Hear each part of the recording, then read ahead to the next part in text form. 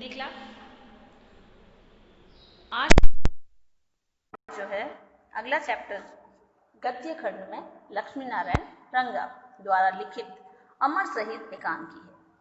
जीवन परिचय देखते हैं। ये राजस्थान के लेखक हैं। इनका जन्म 4 फरवरी 1934 को बीकानेर में हुआ। डूंगरपुर कॉलेज से इन्होंने स्नातकोत्तर की डिग्री प्राप्त की है। स्नातकोत्तर होता है पोस्ट ग्रेजुएशन की डिग्री।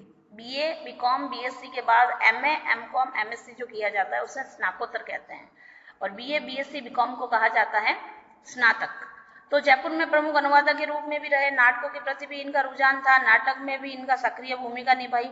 दोनों भाषाओं, हिंदी और राजस्थानी दोनों भाषाओं पर इनका समान अधिकार है। इनके एकांकी की जो विषय होते हैं वो ऐतिहासिक, सामाजिक और समसामयिक। समसामयिक होता है जो आसपास की घटनाओं से प्रेरित हो।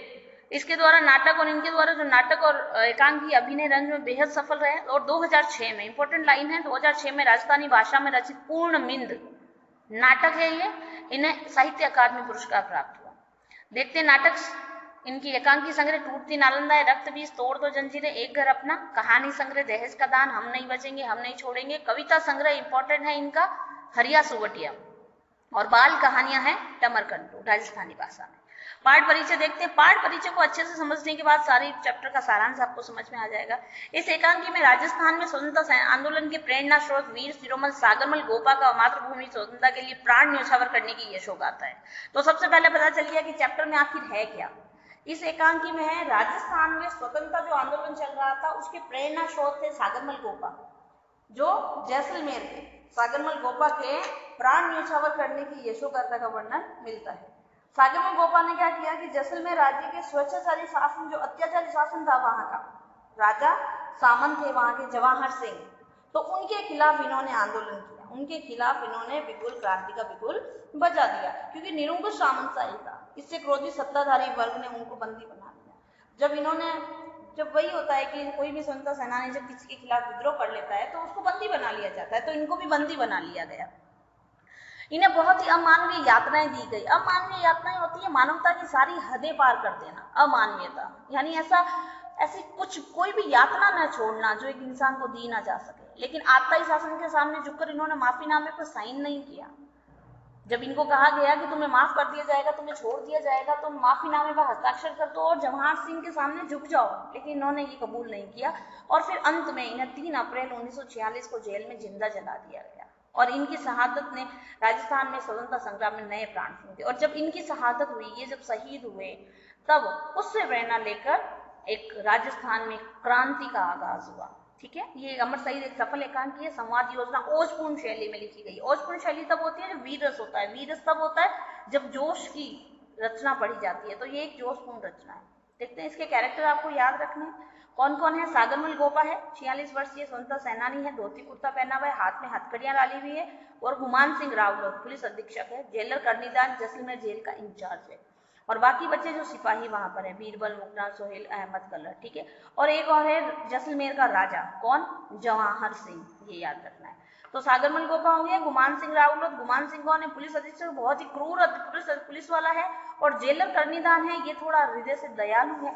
ये सागरमल गोपा की दया देखता है, सागरमल गोपा को समझाता है कि तुम अपने शरीर पर रहम खाओ, लेकिन वो उसकी बात नहीं सुनते। समय क्या है, 3 अप्रैल 1946 दोपहर का समय है। पर्दा उठने पर कोठरी का आंतरिक भाग जेल में है। मतलब क्या है दृश्य हमारे सामने कि सागरमल गोपा को धोती कुर्ते पहना हुआ है और बैंतों से बार बार मार खाने से जगह जगह से कपड़े फटे हुए हैं, कई कई खून के दाग लगे हुए हैं, और जो है अमानवीय उनको यातनाएं दी जाती है। वहाँ नीचे के अंगों में मिर्ची की लुगदी चढ़ाई जाती है। हमने पाठ परिचय में पढ़ा कि मानवीयता की सारी हदें पार करके अमानवीय यातना दी जा रही थी। अमानवीय यातना में ये देखिए लिखा हुआ है कि नीचे के अंगों में मिर्ची की लुगदी चढ़ाई जाती है। मिर्ची की लुगदी यानी मिर्ची का पाउडर, मिर्च पाउडर चढ़ाया जा रहा है, जिससे उससे और अधिक यातना मिल सके। और गुमान सिंह जो कौन है, हमने पढ़ा पुलिस अधीक्षक रावलोत, खूनी भेड़िए सी नजर लेके मुस्कुरा रहा है। जैसे जैसे उसे यातनाएं मिलती है वैसे वैसे वो मुस्कुराता है। संवाद चलता है पूरे में। सागरमल चीख कर कहता है नहीं नहीं, ये पीड़ा मुझसे नहीं सही जाएगी। गुमान कहता है तो महारावल जवाहर सिंह से माफी मांग लो। महारावल जवाहर सिंह का नाम आ गया। सागर कहता है किस बात की माफी मांगू, मैंने क्या अपराध किया है। गुमान कहता है कि अपराध एक हो तो बताऊं, राजद्रोह करके तुमने जैसलमेर की तो नाक कटवा दी, पर सागर कहता है राष्ट्र प्रेम करके नाक ऊंची भी तो करवा दी सारे देश में, सारी दुनिया में। पर गुमान कहता है लालच है तुम्हारी इस नाक पर, मैं तेरी बोटी बोटी निचवा दूंगा। पर क्यों? गुमान कहता है तुमने अन्नदाता के साथ जो है क्या किया है? गद्दारी की है, तुमने अन्नदाता के साथ गद्दारी की है। तो वो कहता है कि तुमने जो है जैसलमेर राज्य का गुंडा शासन और रघुनाथ सिंह का मुकदमा किताबें लिखी। इन्होंने 2 किताबें लिखी, कौन सी? जैसलमेर राज्य का गुंडा शासन और रघुनाथ सिंह का मुकदमा। यह प्रश्न अक्सर आता है कि सागरमल गोपा द्वारा लिखी पुस्तक के नाम बताइए। तो जैसलमेर राज्य का गुंडा शासन और रघुनाथ सिंह का मुकदमा। महारावल को डाकू, खूनी, हिंसक, आत्ताइयों का रक्षक कहते हैं। आत्ताइयों का रक्षक किसे कहा गया है? किसे कहा गया है? डाकू, खूनी, हिंसक किसे कहा गया है? महारावल को। राज्य को जंगल का राज्य कहा है, किसको? जैसलमेर को।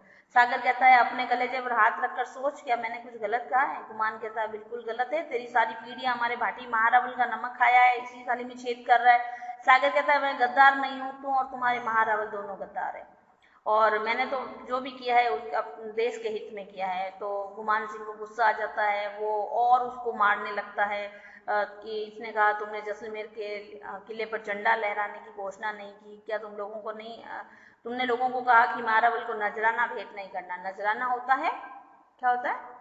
जो टैक्स लिए जाते हैं, जो राजा जो है कर लगाते हैं अपनी जनता पर। तो नहीं, तो बोल क्या तूने? सागर कहता है हाँ किया और 100 बार करूंगा, मेरे जीवन का तो यही ध्येय है। क्या उद्देश्य है? जैसलमेर की प्रजा को जागृत करके सामंती अत्याचारों से नष्ट कराना, सामंती अत्याचारों को नष्ट कर देना, और इसके लिए मैं अपने प्राण की बाजी लगा दूंगा। गुमान सिंह कहता तेरे जैसे पीयूने सपोले। पीयूने सपोले क्यों कहा गया? क्योंकि जैसलमेर के रेगिस्तानों में पाया जाने वाला सांप होता है बहुत ही जहरीला। तो कहता तेरे जैसे सपोलियों को तो कुचल देना चाहता है। सागर कहता है कि तुम्हारे डायर और ओ डायर मेरी आवाज नहीं, डायर यानी तुम्हारे जो सामंत हैं और भी उससे बड़े जो सामंत हैं वो मेरी आवाज को नहीं दबा पाएंगे। मेरी आवाज से तुम्हारा सामंत मंडल पूरा हिल जाएगा, और मेरी सांसों की एक फूंक से तुम्हारे जुर्म का राज्य तहस नहस हो जाएगा। गुमान कहता है कि चुप कर, अभी मैं तुझे बताता हूँ। फिर तीनों को बुलाता है गुमान, सिपाहियों को, उसे और मारता है। गुमान कहता है इसको खूब मारो, लातों से मारो। तो बीरबल पास में रहता है, बीरबल अपने साथियों को कहता है इसको लातों से, मूठों से मारो। गुमान कहता है अब फेंक दो इस जिंदा लाश को। तो जेलर आ जाता है इतनी देर में। जेलर को करनीदान, मैंने बताया वो हृदय से दयालु है। तो जेलर कहता है वो तो ठीक है गुमान सिंह जी, पर सभी को एक लाठी से नहीं आंका जाता, यानी सारे स्वतंत्रता के दीवाने एक जैसे नहीं होते। कोई ऐसा होता है जो झुक जाता है और कोई ऐसा होता है जो नहीं झुकता है, तो ये नहीं झुकने वालों में से। तो जेलर उस गुमान को बाहर भेज देता है। गुमान सिंह को पुलिस अधीक्षक को कहता है तुम जाओ मैं संभाल लूंगा। फिर जेलर जो है उससे बात करता है सागरमल गोपा से। सागरमल गोपा से कहता है कि सागरमल तुम अपनी हालत पर तुम्हें दया नहीं आती क्या? देखो। तो सागरमल कहता है कि दीवानों को सहानुभूति की भीख नहीं चाहिए, कि हम दीवाने हैं स्वतंत्रता के, हमें आपकी सहानुभूति नहीं चाहिए। जेलर कहता है तो तुम क्या चाहते हो? तो कहता है हमें तो सिर्फ स्वतंत्रता और स्वतंत्रता चाहिए। प्रश्न होकर कहता है कि तुम स्वतंत्र हो सकते हो ना, मैं तुम्हें स्वतंत्र करा दूंगा। सागर कहता है मैं अपनी स्वतंत्रता की नहीं बल्कि भारत माता की स्वतंत्रता की बात कर रहा हूँ। तो कहता है जेलर कहता है भारत माता तो स्वतंत्र होगी नहीं होगी, लेकिन तेरे सांसों का सूर्य जरूर अस्त हो जाएगा, यानी लोग तुझे मार देंगे। सागरमल कहता है नहीं, मेरे जो है प्राणों से हजारों सूर्य भी अस्त करने पड़े तो मैं जीवन में तैयार हूँ। ठीक है। तो जेलर कहता है कि नहीं, तू अपने घर वालों के बारे में सोच, तेरा घर है, परिवार है। सागरमल कहता है नहीं, ये सारा संसार ही मेरा घर है।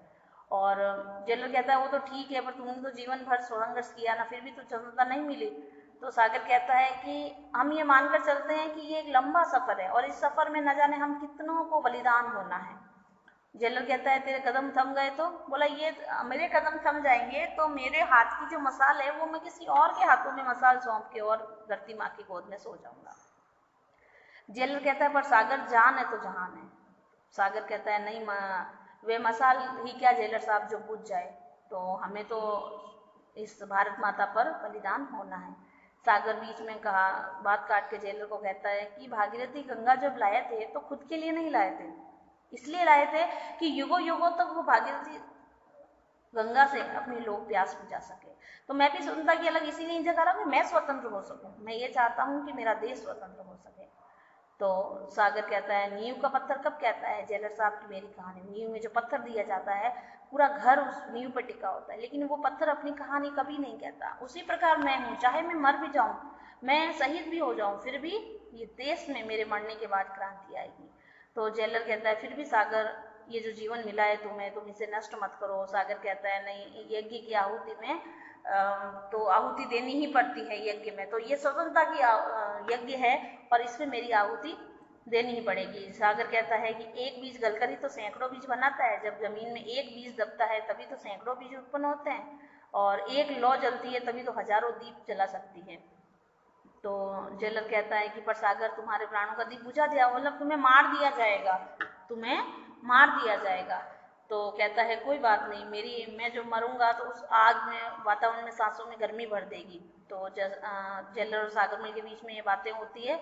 सागर कहता है कि आवाज़ कभी नहीं मरती जेलर साहब, मैं मर जाऊंगा लेकिन मेरी आवाज़ कभी नहीं मरेगी। जेलर कहता है तुम्हारा पागलपन है सागर, तुम्हारी पत्नी दिन रात होती है, तुम्हारे माँ बाप तड़पते हैं, देखो। तो सागर कहता है जेलर साहब मैं एक आंख से इनको देखता हूँ और एक आंख से अपनी देश को देखता हूँ, ठीक है। तो केवल मुझे मेरी माँ या मेरे घर वालों को नहीं देखना है, बल्कि मैं अपने पूरे परिवार, मेरा पूरा देश को लेकर चल रहा हूँ। जेलर कहता है देखो मेरी बात मानो, व्यर्थ में प्राण गंवाने से फायदा नहीं है, और माँ राहुल जवाहर सिंह पराए नहीं है, अपने ही अन्नदाता है, उनको पिता समझकर उनसे माफी मांग लो।